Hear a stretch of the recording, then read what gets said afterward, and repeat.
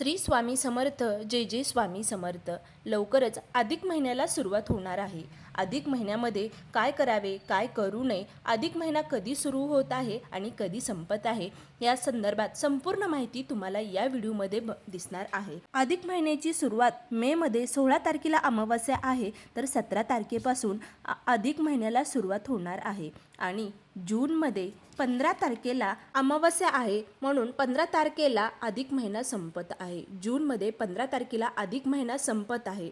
तर अधिक महिन्यामध्ये काय करावे, काय केल्याने आपल्याला पुण्य प्राप्त होते, खरंच खूप महत्त्वपूर्ण असा अत्यंत पुण्यदायी महिना आहे तो म्हणजे अधिक महिना. अधिक महिना साधारणपणे 2.5 ते 3 वर्षाने एकदा येतो. तर अधिक महिना हा खूप फलदायी आणि पवित्र मानला जातो. हा महिना विशेषतः भगवान श्रीकृष्ण आणि भगवान विष्णूंना अर्पण केलेला आहे, त्यामुळे त्यांना पुरुषोत्तम महिना असंही या महिन्याला म्हटलं जात आहे. अधिक महिन्यामध्ये काय करावे, या पवित्र महिन्यात भगवान विष्णूच्या उपासनेला विशेष असं महत्त्व आहे.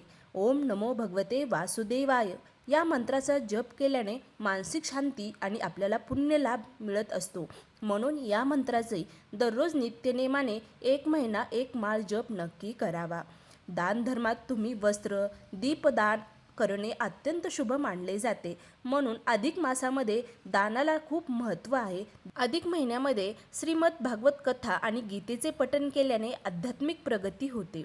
त्याचबरोबर पवित्र नद्यामध्ये स्नान करणे किंवा घरी गंगाजलाने स्नान करणे देखील फलदायी आणि लाभदायक मानले जाते.